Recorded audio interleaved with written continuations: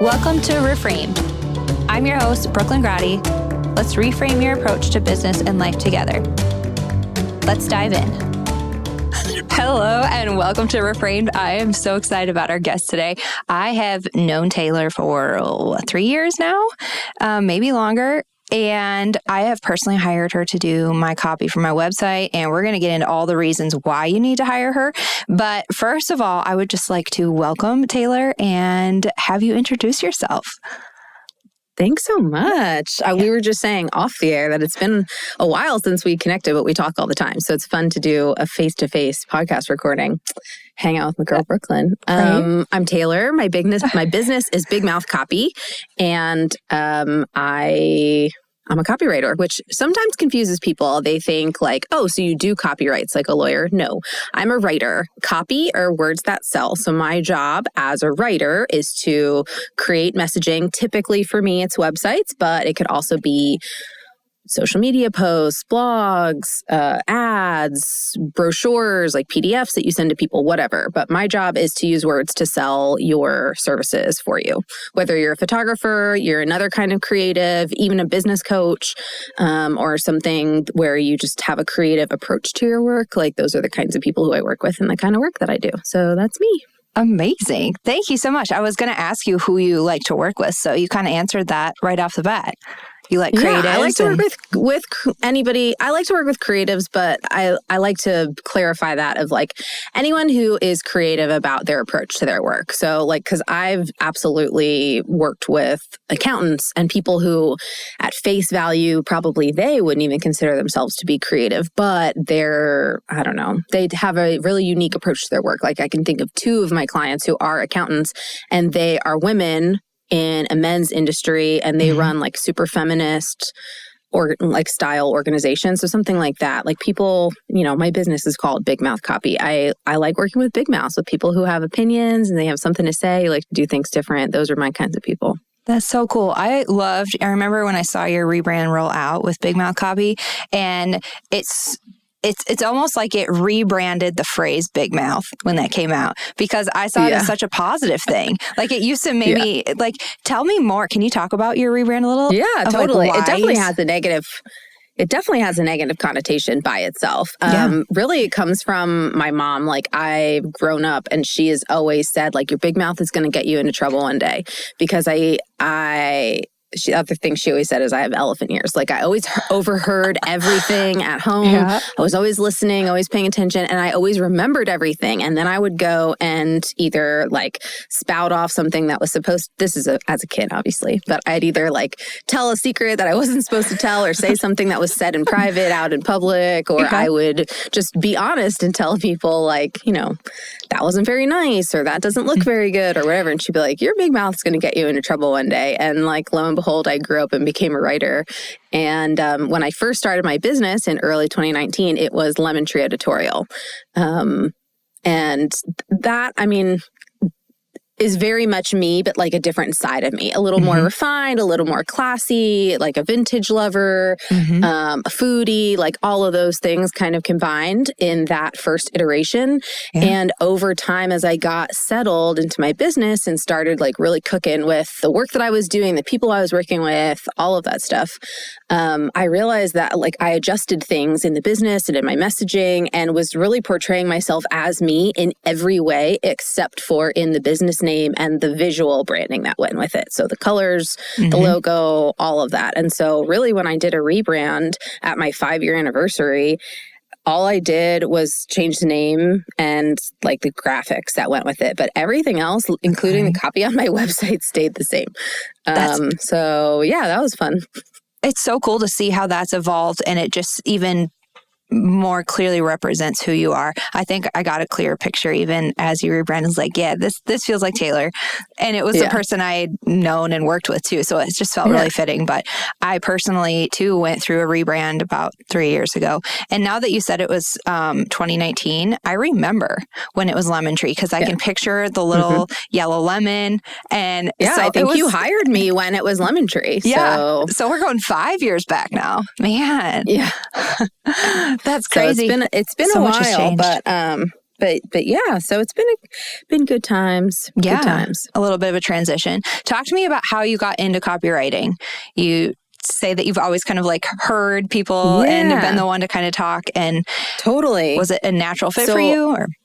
Yeah. So I have a background in journalism. That's what my college degree is in. And my first several years working in the corporate world, I was a newspaper and a magazine journalist. Cool. And so I've always had, my writing goes back further than that. Like I was the nerd in high school who I know you did yearbook club too. Yearbook club. Go yearbook. Like, I did high school newspaper and high school yearbook because I was always interested in writing and being a writer. And once I took newspaper class in high school, I was really like, this is it. This is what I want to do. And I went to college for that from day one to graduation day. So I worked in that for several years as a professional journalist, learned a lot, loved it, except the hours are terrible. The pay is even worse. And the jobs are slim pickings, man. So I switched over and got a job in digital marketing at an agency in content. And so like learned SEO. The agency really specialized in SEO. And so that's where I get all my SEO chops and was learning that and doing on-page SEO for all of their clients. And then I ran the content marketing department there. So I was running all of that. I worked for a couple other startups and like things in the corporate world. And then I started my own business. So I've like always been a writer professionally.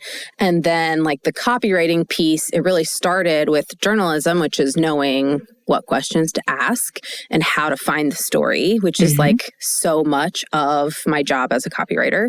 And then I learned the last little bit of it, the sales piece of it, from working in SEO and digital marketing on that side. So it kind of all like melded together into a copywriting career. That's incredible. And all the pieces just kind of built on each other with your experience. And then you started your business. Can you talk a little more about what starting your business was like? Did you immediately have people on your team, or what was that transition like? So it's been a journey. And I also said before we started recording, I have no personal boundaries, so we can talk about whatever you want. I will be, again, this is the big mouth in me. Like, yeah, let's talk about it. It has not always been great. So I started in early 2019 and I had a full-time job at the time. So it was like my side hustle after many other honestly years of side hustling and writing freelance articles for magazines and doing little things here and there, whatever. I made it official, started the actual business and had some clients going. And then of course the pandemic hit like a year and a half later and I lost my job and I was sad about it for a day. And then I was like, this is what I've been asking for is to take my business full time. So I'm going to use this opportunity. I was on unemployment and I didn't have anywhere to go. And I was actually able to put all of my efforts into it. So I did that. And then I like made my full-time salary that I was making in my corporate job. I made it that first full-time year. And I've made it almost every year since. Motherhood has thrown some wrenches in there. But there was a while where I've had a team and I've had people working with me. For a while, had a virtual assistant. I've had an online business manager. I've had 3 writers working for me all at once. Then I've gone down to fewer people than that. Right now, it's just me and an assistant. Awesome. But yeah, so it's kind of like run the gamut of growing and expanding at a rapid rate and then really slowing down. And I think a lot of that has been a reflection of my own life journey, but also like national and honestly global economics and just Absolutely. It's been a tough time. All of you listening know, you're all business owners, you know. Right. I really appreciate your honesty with that because I think it's easy to put the highlight reel out there and talk about all your wins. And especially in a format like this, like we could choose to just talk about the good, but I love that you are real and honest about the hard too, because it's not always record years and hitting all the goals. And I personally can understand that too, like having children and the roller coaster of entrepreneurship. So you now, for those listening, you have 2 kiddos, right? Yeah. And I have a 2-year-old and a 4.5-month-old. So I'm really in it. Like I look at your life, Brooklyn, with older kids and I'm like, oh, that feels like the dream to have a kid who can like, I don't know. You're not go to school, who goes to school. I know you homeschool, but like the idea of All of that sounds amazing. Slightly self-sufficient and not like needing naps, like 3 or 4 naps a day, or yes, or going through sleep regressions. Although our youngest does still have her moments, but 2.5, we're getting there. But that phase, it feels like yesterday that the kids were 2 and 5 months old. So I can understand where you're coming from that. But how has your priority shifted as you've become a mother and still balancing that? Like, I almost feel like society puts that pressure on us that you have to, I think it was a reel you shared the other day of like how ironic it is that society expects a mom to work a full-time job and also like take care of herself and take care of the kids and just do all the things. Like talk to me about like what that experience has been like for you. Ooh, motherhood is the roughest hood I've ever been in, and that's for sure. You can say that again. It has not been easy, and I won't even say that it has always been fun. Again, like expectations versus reality and sort of what people are telling you it should be or whatever, or even what you build up in your own head versus the reality. I thought that I would want to take full maternity leave for both babies, that I would want the time off of work, that I would want to soak up all things baby and the cuteness and the whatever, that I would love it. I've always loved kids. I've always been like worked as a babysitter growing up. Like I'm the oldest of 3 siblings. I could basically raise my brother, all of that. I don't want to say I hate it, but I hate being a full-time mom. That's not your jam. It's not for you. It's not my jam. I do not like it. With my older son, I have 2 boys. With my older son, I think I made it like 4 weeks into maternity leave. And then I was like, this is not working for me. I want to go back to work. Like my business was really my first baby. Yeah. And it's really, really hard to change that perspective. Have you ever heard the word matrescence, Brooklyn? Do you know what that is? Please tell us. Okay. But you know the word adolescence? Matrescence sounds like that. Adolescence is the phase of life, the transition from childhood to adulthood. And it's your teenage years. We all know it to be awkward, embarrassing, and not really everybody's favorite memory, but it's, an important life phase everybody goes through. Mothers do the same thing, and it's called matrescence. It is this transition from being not a mother to a mother. And it reminds me of adolescence in so many ways. You learn so many things about yourself. You have so many mental breakdowns, temper tantrums. There's a lot of emotions, all those things. And like, I have been put through the ringer with that. And even with my second baby now, which you'd feel like I've got some experience. Yes, that's true. But like every baby just brings like a different level to it. And so I'm still in the middle of figuring out like, what do I want this to look like? And how do I manage my own needs and wants with my kids' needs and wants? So like something that's important to me is being able to give them one-on-one attention.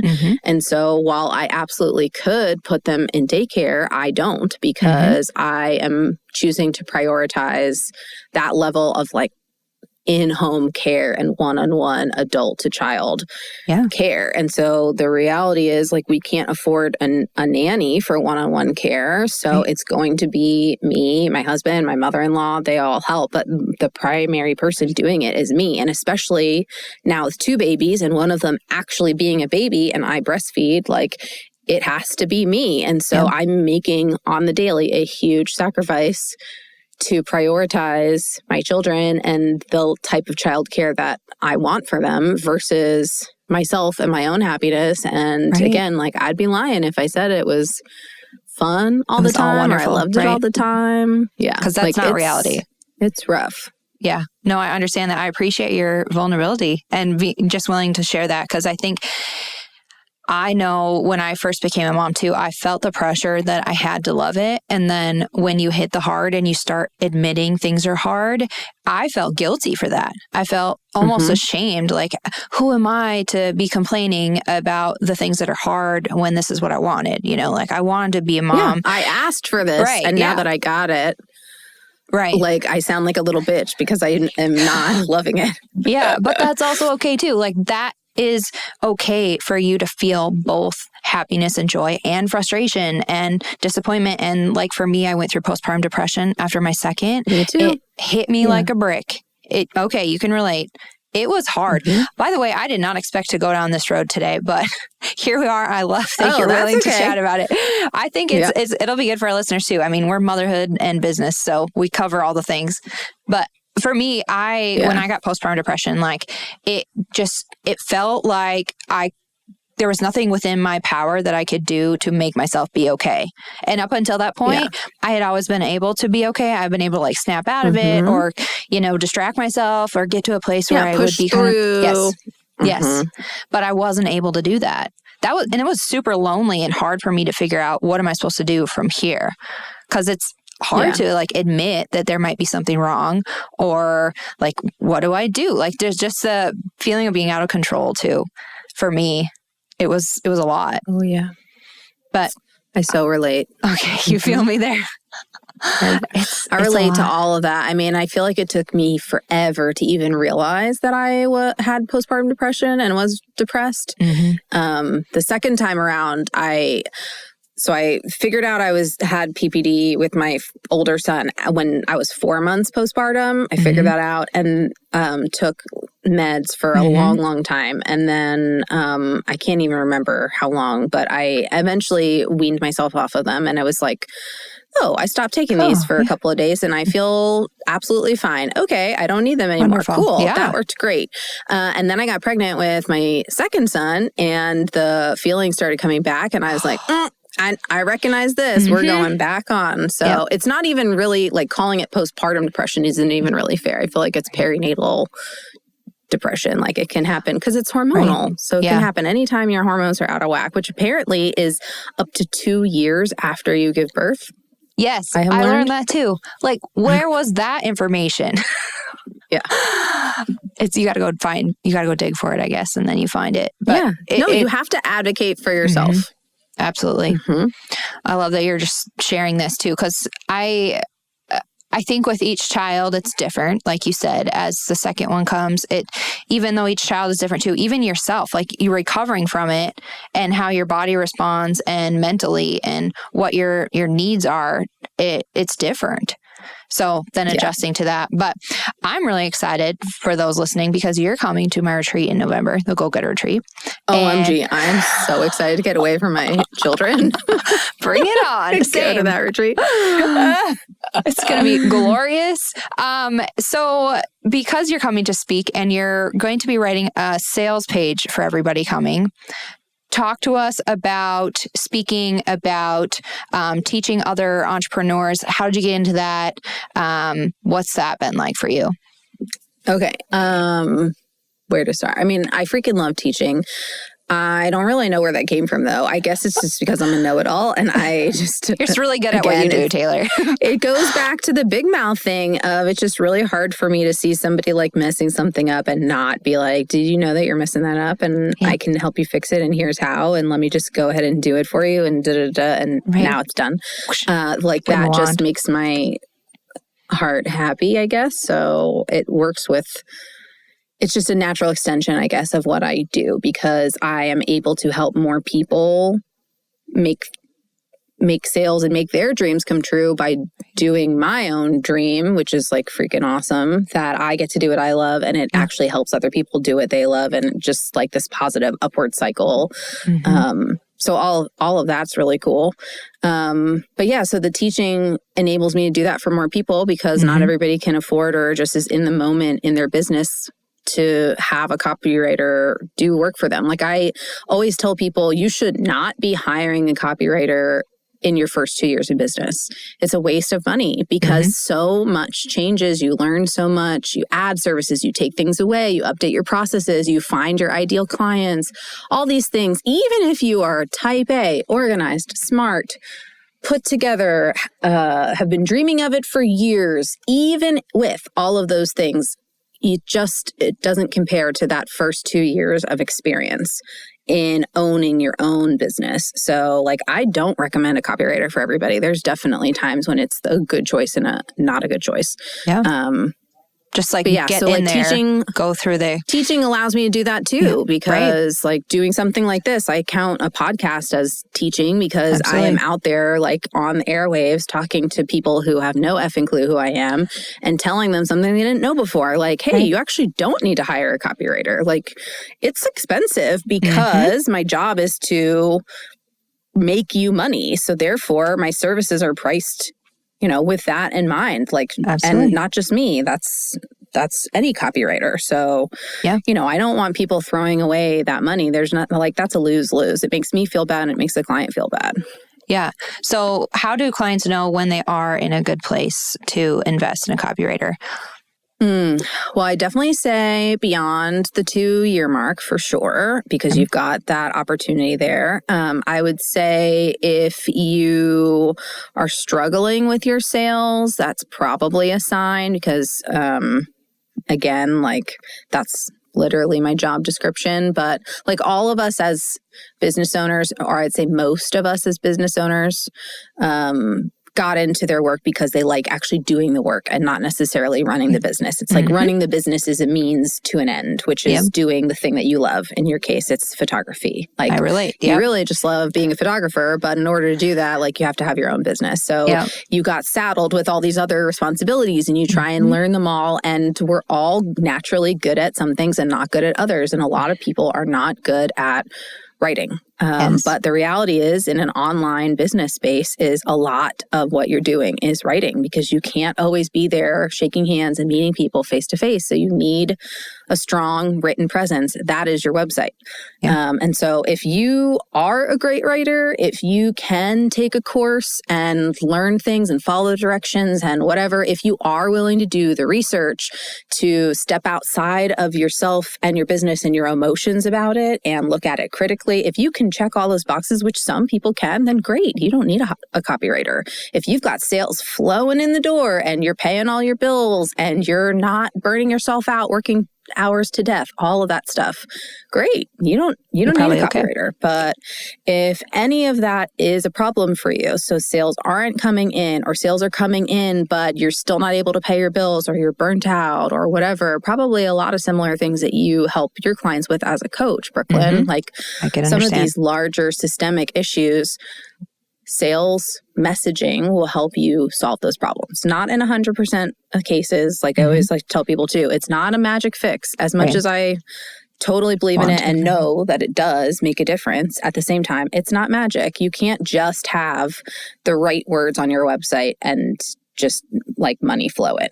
You also have to have an entire marketing funnel. You have to have a really strong sales and closing process. You need to have a really killer client experience. Like nobody is going to end up booking you or come back or speak kindly of you if the actual service that they're paying for is terrible. So like it's one piece of the pie, but it is a pretty big chunk because it really lives everywhere across all of those things is copy.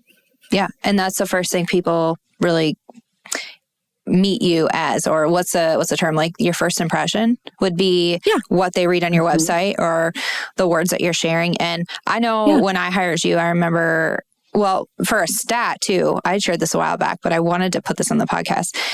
I only had 10% of my inquiries coming through my website before I hired you.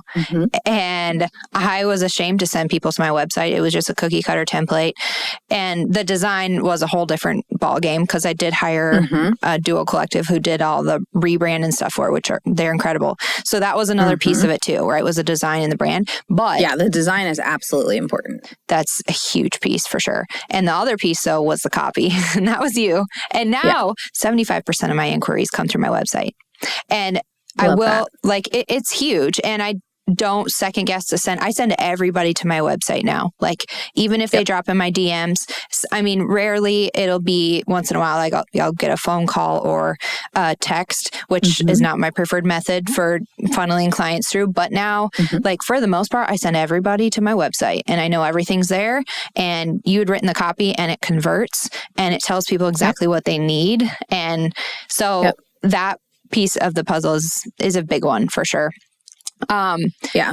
And people, I like most often too, people will come and hire me after they've already hired a designer because they think when they hear someone like you saying, well, you need, your website needs to be great. They think the visual, like we're all in the modern age, I would say we are all to some extent visual learners. We all care about the visuals first. And the website design is absolutely a huge piece of the puzzle and worth the money. But the website's design is to get people to want to stay on the site because it's attractive and easy to read.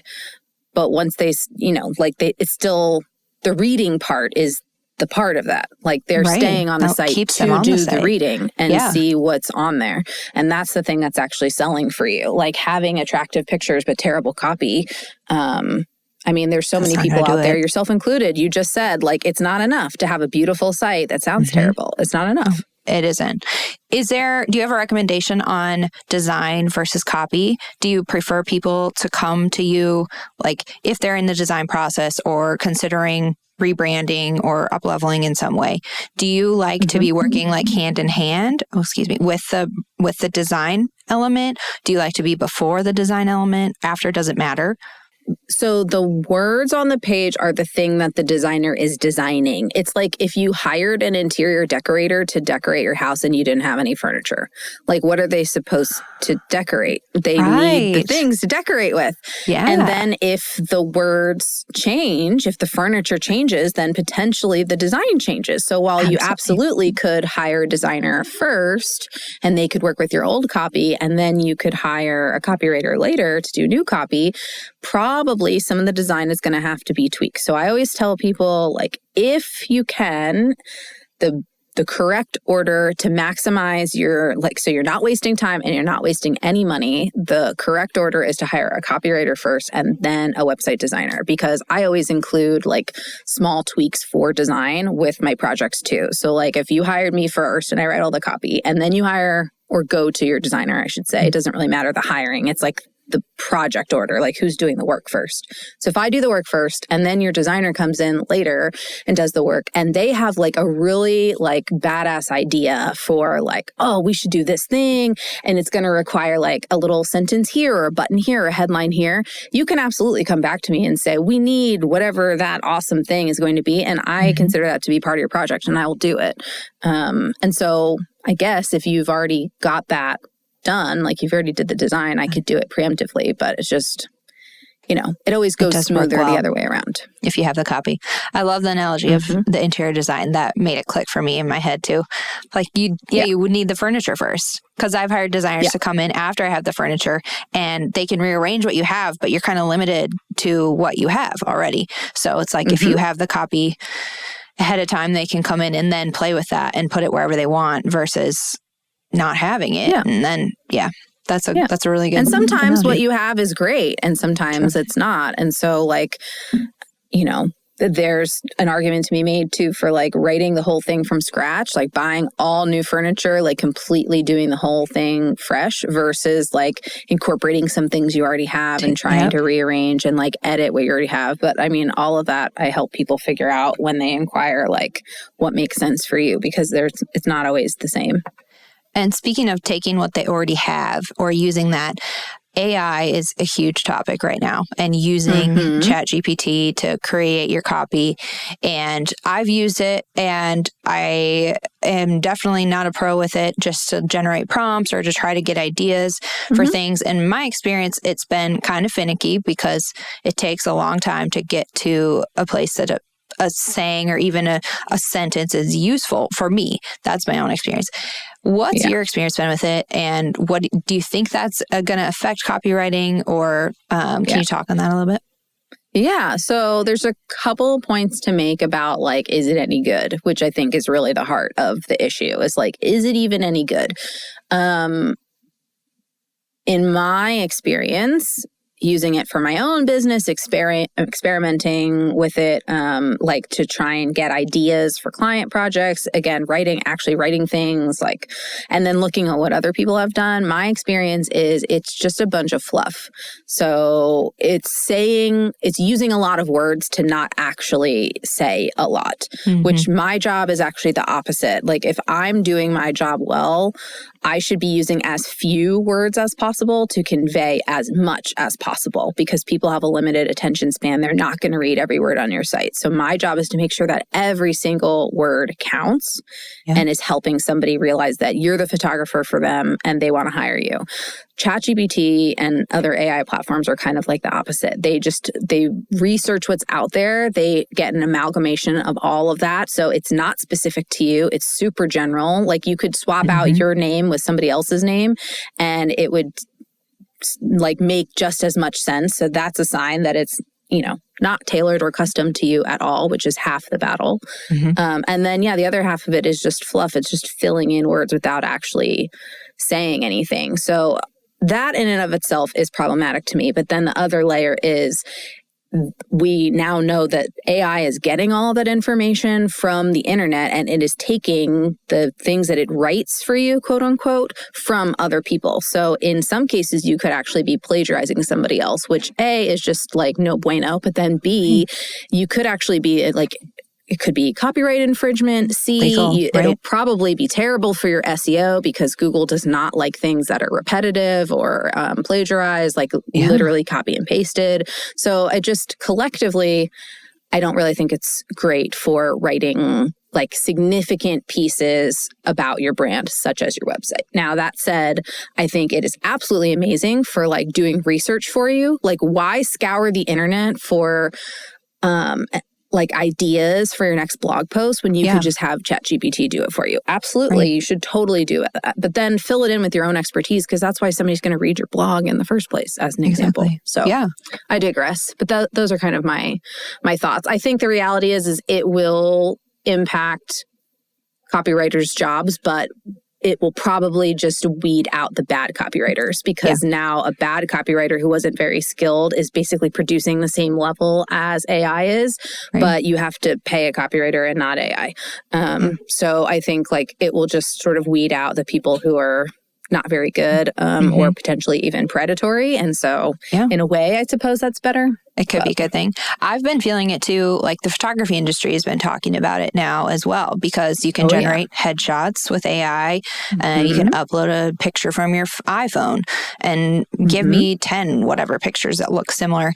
And I'm with you on thinking that it's going to weed out the ones that maybe are not applying themselves as much or not using as much skill. But then it also, on the back or like the flip side of that, it almost justifies your services even more, or like gives you, I don't know, like comparison or something. Like because you're qualified, it's obvious that your quality is better than the AI generated. So it like proves for yourself, I guess, and to other like incoming clients that your value is absolutely there, because you're giving them something so much more personalized and high end and worth it, in my opinion. Yeah, totally. Well, and it also too, like it kind of, for us as the business owner, you and me, like it kind of weeds out the clients you want to work with versus who you don't want to work with. Like a client comes to you and says, well, how is this any different from AI? And I explain it, and then they're just like, whatever, like then I just feel like, okay, then we're just not a good fit. And that's fine, because there's always going to be people who have a different style, different opinion, a different take. Cool. You're not my client, and that's okay. That's all right. Yeah. There's more than enough to go around too. How do you get to know people's brand voice? Like you're talking about how AI isn't, very personalized, and how to, what does that process look like for you? Okay, so I do a lot of research. I read, of course, what my clients have written out there. So what's on their current website, what they're posting on social media. I have clients do a questionnaire, as you know, so I read what they're writing. And so I'm like literally reading what they're telling me of, I want it to sound like X, Y, and Z, but I'm also reading in between the lines, as they say, of like, how are they phrasing things? How are things coming across? Whatever. And then I also do phone call, at least one, but typically multiple. Like I'll do a consultation call and then a phone call. So that's now 2 touch points plus social media and whatever to try and get a vibe of like how they speak, which hearing how you speak and seeing how you write are important parts of the process because they're not always the same. And it's important to find a balance where we want to speak or we speak more conversationally. We want our writing to also be more conversational, but not too conversational. So that's kind of the magic of copywriting. Again, a lot of people feel like I can string a sentence together. I can write my own copy. Yes. And a lot of it falls into that like nuance, like you need a little bit of this, but not too much of this, and then weave in a little bit of that, and you have to do it all within X number of words or characters and know the right order for things and da-da-da. That is where all of the skill is really coming into play. And so some of it, to answer your question, Brooklyn, about like how do I get to know somebody's brand voice, I honestly couldn't tell you how I do it 100% of the way because some of it is just like me and just knowing, like being able to talk to somebody and getting their vibe and paying attention to all the little things and then kind of like throwing that back in. So some of it, even to me, I'm just like, I don't really know how I did that, but damn, I'm good. Like that sounded amazing. I can say it in my head with that person's voice and it sounds like they said it. So you hear them speaking through the words. That's magic.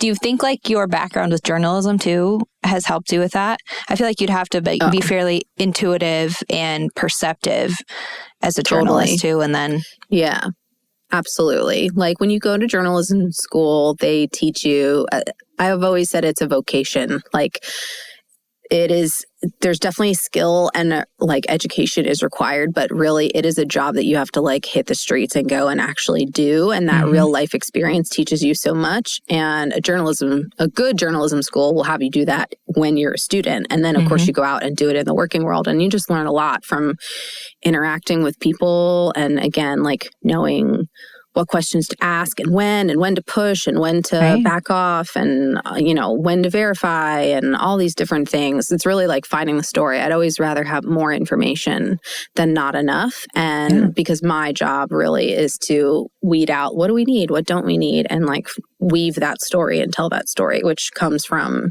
being a journalist. Absolutely. That's such a cool skill that you bring that is different. Not everybody has that background. And even getting to know someone's brand voice, you're saying like if people type what they want, but then you hear them speak. In my mind, I'm thinking, okay, I'm hiring Taylor because I'm not always so smooth with putting a sentence together. And so even if I would type out like, I want it to sound bold and powerful, but then maybe those aren't the right words, then when you speak to me and you realize, okay, but she actually means this, or like she's saying this and I get what she's going for. Or your version of bold is this versus like there's 20 different versions of the same thing. So what's your unique take? I mean, that's the other thing I have to do is sometimes there's a difference between what people say and what they mean. And so being able to like when somebody will tell me, well, I want it to sound professional and serious and formal and luxury. But then like I look at what they're posting on Instagram and how they're emailing me and they're like dropping the F-bomb and they're covered in tattoos and they have a nose ring and like all this stuff. And I'm just like, okay, but are you sure? Because it doesn't really seem like those two things match. And I think that's part of like my brand that I put out there, and it attracts people who are willing to be a little more vulnerable and say like,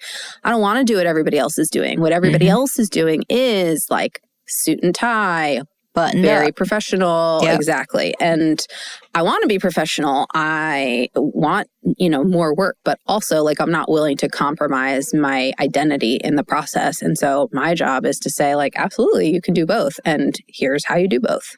Yeah, that's really cool that you can infuse people's personality. I think that's a majority of what you did, even for me, is bring the personality to the copy, but not in an overwhelming way.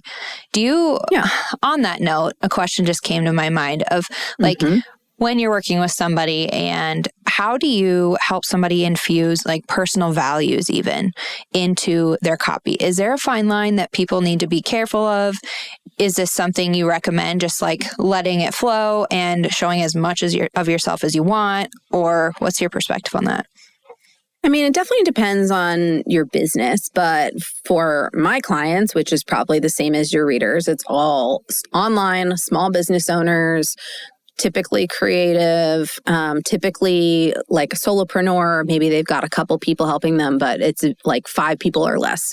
It's a one-on-one experience working with you. When somebody hires you, Brooklyn, they're working with you. Like you are taking their photo, you are coaching them and hearing seeing their tears, hearing their problems, giving them feedback. Like it is a high touch personal experience. And so they want to know you and who you are. And that means, being like the more authentic that you can be about who you are in your values or whatever is important to you, that you put it out there. So there's definitely ways to balance that. Like, for example, just because you're a dog lover doesn't mean that your website should be like covered in like, I love dogs, I'm obsessed with dogs all the time. I'm cool with that. Like 1 or 2 mentions sprinkled in the appropriate place and tying it back to the client. That's always like my trick for that is you can mention whatever you want. I love Taco Tuesday. Tie it back to that client, baby. So say like, I'm so obsessed with Taco Tuesday. Let's absolutely do our consultation in person at Joe's Taqueria, like my treat, whatever. Like something really like cool. That is you're getting to what matters to the client, which is the consultation and the one-on-one connecting, but you're also bringing it back to yourself and what you care about, which is Taco Tuesday. And like, it's a little bit fun. It shows off a little bit of personality. So like, it doesn't have to be boring and straightforward. And again, that's kind of the magic of good copywriting is knowing like when to lay it on, when to pull back, all these different checks and balances, weighing everything. But in general, you should be putting your values and what you care about on your site because people will support you for exactly those reasons. They will want to hire you for those reasons. Like attract and repel. Either way, whatever your copy is doing, as long as it's aligned to you, that's good. Here's a perfect example, and it ties back to earlier in the conversation, is, the 2 of us being mothers and in business. So like I am a primary caregiver for my kids. And so if somebody wants to get on a sales call with me, the reality is like that's happening very quickly from when they inquire to when we talk. And I typically can't get some kind of a babysitter or childcare or whatever. Right. So like my kids are in the background or on the call with me on a sales call. And when I first had to do that, it's now been a couple times that I've had to do that. I was petrified that like, this is going to put a bad taste in people's mouth and I'm going to have a screaming baby in the background and like my boob's going to be hanging out because now I'm breastfeeding in the middle of the skull. And like, it's like in my head, it's like, that's so unprofessional is how I labeled it. It's like the opposite of what I've been taught as being professional. And yet I have now signed clients every time that I have had a sales call with a baby in the background or on the call, like visible on a video call, whatever. I have signed $1,000 projects every time, and people will mention that they're a parent or that they're absolutely kid friendly or that they really don't care like if things get turned in at 11:59 p.m. or like whatever it is. I've actually found that people are more accepting and it makes me feel better. I think it makes them feel better. And so again, having that bravery to be a little bit vulnerable and say, here's what matters to me. And I hope that you like me for who I am. And this is who I am. Yeah. Like it's such a rewarding feeling when people go back and like, I really like you for who you are. That's like part of why I hired you is because I have kids who are going to be in the background of the call. So I'm not going to feel judged being on a coaching call with you, Brooklyn, if your daughter walks in because I've got a daughter in the background. Yeah. It just feels more relatable too. And the people that are turned off by it, like you were saying earlier, aren't your people, and that's okay. Yeah, but the vulnerability though, to be willing to do that, I've also had to do that on a few order appointments, and a child walks in for me to open up their goldfish, and I'm cringing inside thinking like, please, no, this is not the time. But then the client is like, oh, it's no big deal. And their kid comes in, or it breaks the ice and it doesn't affect the sale. So I think at the end of the day, if they're really your people, they'll be okay with it. And I love that you've found just like your people, clearly, if they're okay with it and they probably appreciate that you have a kid around and acknowledge that it's real life too. I wonder if even coming out of COVID, if some of that has helped ease the stigma of having your kids around, or like break it down a little bit, which I think it's ridiculous anyways, to have the expectation that you're supposed to be a mom, but never let your kids interfere with your work. Yeah. Yeah, well, even my husband the other day, like he works from home. And so he has like the guest bedroom is his office and he closes the door when he's on a call. But then he's texting me going like, I can hear you on my call. And I was like, we live here. I don't know what you want from me. Yeah. Like we live here. And so I'm sorry if you've got something going on and my bad, but also, right. What do you want me to do? Like, where am I supposed to go with me and our 2 kids and the dog? Like, right. Especially when they're 2 and 4 months. Yeah. And some of that is coming from him and his own, what in his mind is built up as being professional. But I think, on the receiving end, just like we were just talking about, like you'd be surprised the number of people who are like, oh yeah, I've got screaming kids in my background. Like that doesn't bother me at all. That's normal for sure. Have you found in all the years of your experience too, like what are certain things that light you up about your job? Is it certain people you work with? Is it certain things that you can do in your job? Oh, there's something about like action.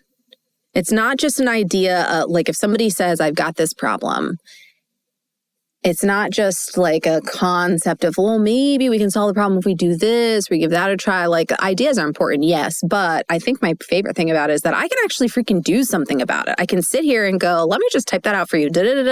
And then like, here you go, problem solved. And people are just like amazed that it just flows out of me. But the other part of it that makes it fun for me is that it does just flow out of me because it's not my business. So it's like I really, really love being a business owner and owning my business and running the business side of things, which again, a lot of people don't do. I really do. And I get to do that for my clients because I'm helping them run their business and talking about, should you put your pricing on your website or not? And what is your pricing? And what should your position on this be? And are we asking people to apply versus are they setting up a consultation? Like all these different business decisions I am helping my clients make on a strategic level. And that's really fun for me too. So like being able to input a little bit of strategy and like actually make their business function a little bit better, and then doing the work and seeing it like get pushed live and go out there and know that that's not a problem they have to deal with anymore. That's like really fun for me. That's awesome. I love hearing people's response to that because it's kind of the heart of why you got into business. It's like everything coming, like the result finally coming to fruition. Lastly, the question that I ask everybody that I have to ask you too, if you could pick one word for listeners to remember you by, what would that word be?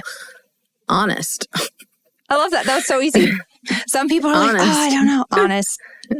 That's so refreshing. I mean, again, like that's what the entire, like my business is named after that concept. Like I'm a big mouth, I'm a know-it-all. I tell people don't hire me, like whether I do it all with love and I hope that it all comes across positively. Totally does. But like it's not always pretty. And so I do tell people, I'm having a rough time with this, or this is not working for you. Like it's coming across in a negative way. We should change it or whatever. So honest for sure.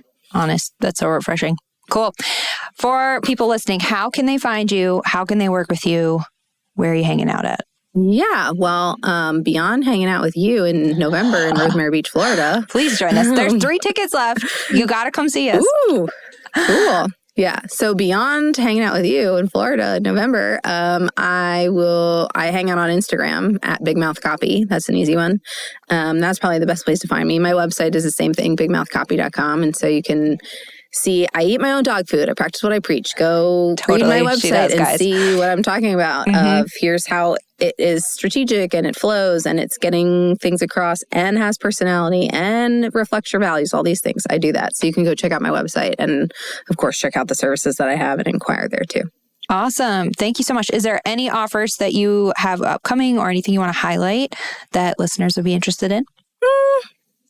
Not really. I kind of, because I'm home with the kids, I'm putting a lot less pressure on myself to like sell, which I just hate that anyway. That's so not my vibe. So it's like, I'm being a lot more chill about like, if you listen to this and you happen to be looking for a copywriter and you happen to like what I say, then please do reach out because I'd love to work with you. And if not, cool. It's great. No problem. That's okay too. Like, I've got things going on and I've got plenty of people who, you know, do want to move forward and plenty who don't, and that's fine. So that's okay. I don't have anything in particular. I got enough going on without like launching different things. Like pushing more. That's awesome. Yeah. Well, thank you so very much, Taylor. I am so grateful that you spent an hour with us, 49 minutes to be exact. My pleasure. Awesome.